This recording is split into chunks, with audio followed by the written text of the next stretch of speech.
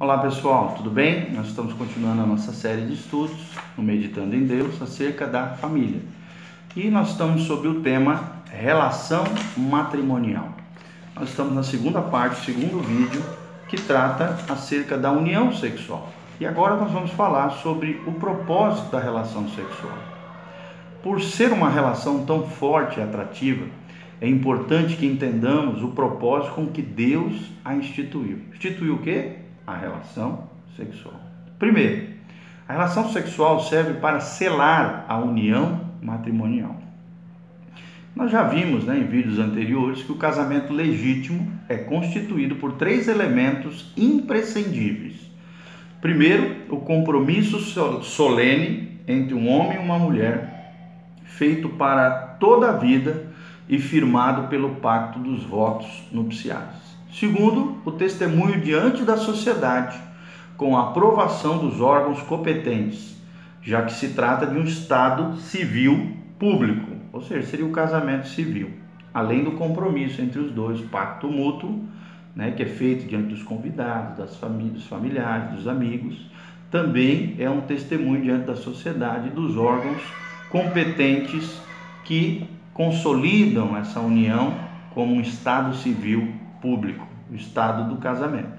Terceiro, a união física dos dois no leito matrimonial, ou seja, a primeira relação sexual consolida o casal logo após esses dois primeiros elementos imprescindíveis. A relação sexual completa e consuma o casamento.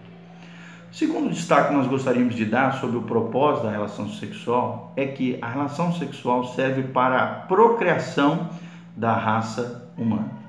Isto parece óbvio demais, ainda que nem toda relação sexual seja realizada com essa finalidade, ou seja, não é toda relação sexual que surgem filhos.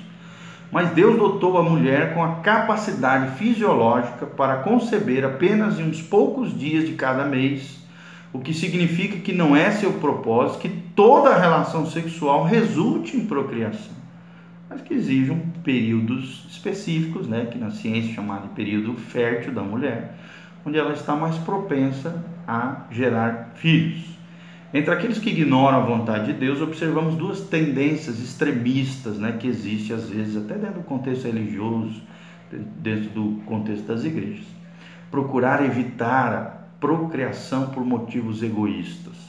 Isso é um grande problema, Às vezes as pessoas evitam a todo custo terem filhos porque têm uma motivação egoísta. Ou procurar muitos filhos irresponsavelmente, sem levar em consideração as condições para a sua criação ou a saúde da esposa. Esse é outro extremo, isso aí gerando filho igual um coelho, também não é responsável isso. Ter filhos é normal e maravilhoso, é uma bênção de Deus, eles são herança do Senhor.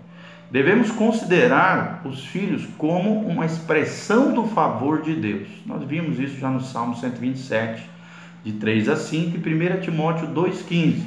Todos devemos procurar ter filhos e criá-los de maneira responsável, levando em consideração a saúde de sua mãe. Sempre a saúde da mãe tem prioridade sobre a questão de gerar filhos.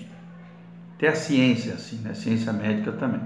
Para experimentar a mais perfeita expressão de intimidade, amor e felicidade do casal, é o terceiro propósito da relação sexual. Vou repetir: para expressar a mais perfeita expressão de intimidade, de amor e felicidade do casal, é o terceiro propósito da relação sexual. Além do aspecto físico, o ato matrimonial envolve o lado mental, como já falei, emocional e espiritual.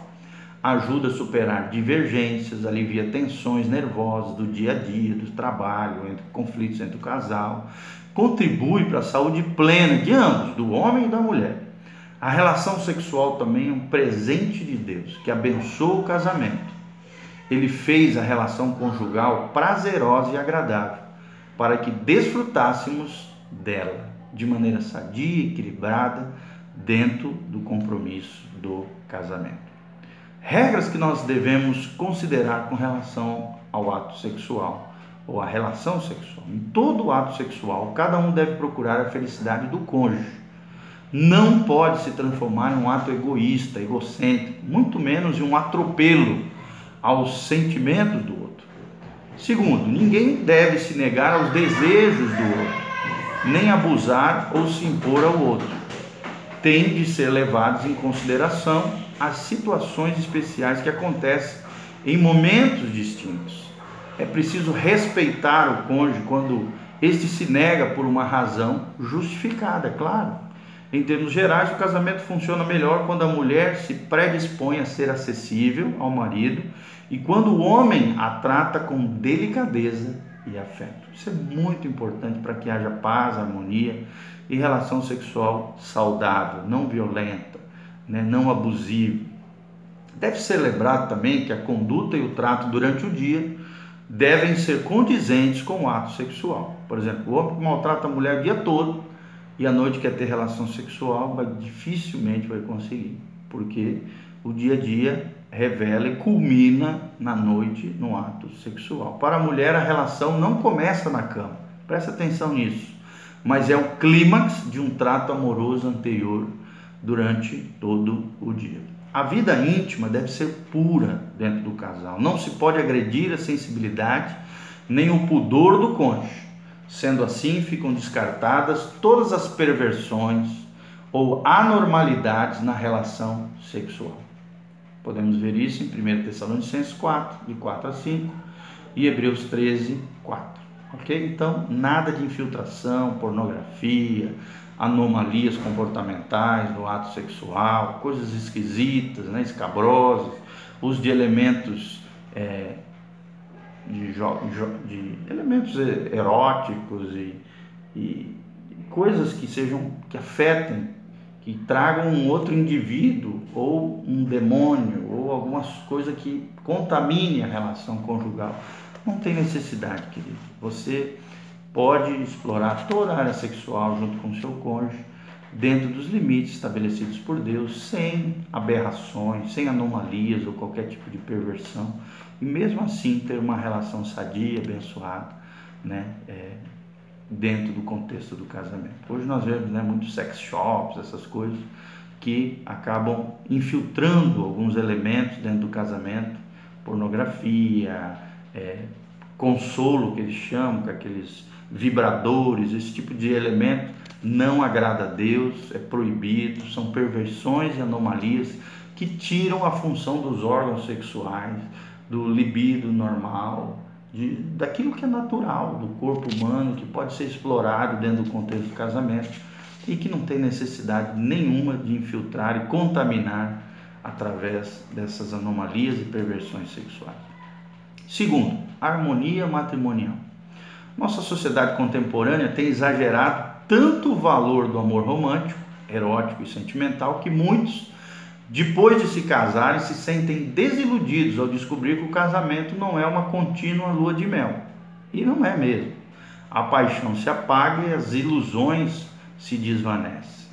Então, muita gente, depois dos primeiros meses de casamento, parece que se desilude, se frustra com relação ao casamento.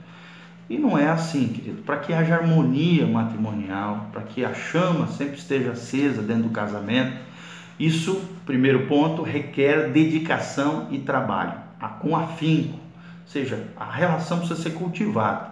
Um casamento feliz não surge do nada, num passe de mágica, como nos sonhos. Nem é uma questão de sorte. É conseguido através de uma dedicação esmerada, de uma sabedoria adquirida com a experiência, de uma dependência de Deus por considerá-lo como parte integrante do casamento.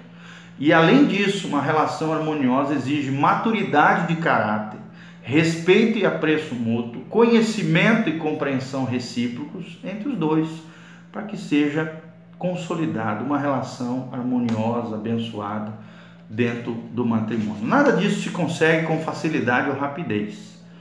Tudo isso pode ser obtido em um casamento fundamentado nos princípios estabelecidos por Deus e revelados em sua palavra bendita. Por exemplo, o elogio da mulher virtuosa em Provérbios 31, 10 a 31, demonstra a dedicação dessa mulher por sua família, o que requer trabalho e esmero por parte dela.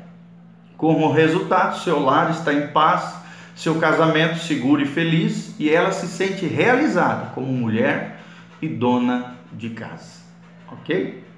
Nós vamos parar por aqui e vamos continuar logo em seguida no vídeo seguinte acerca dos problemas que se apresentam no casamento e terminar essa questão da harmonia matrimonial. Valeu, gente? Continue conosco, siga o seguinte vídeo.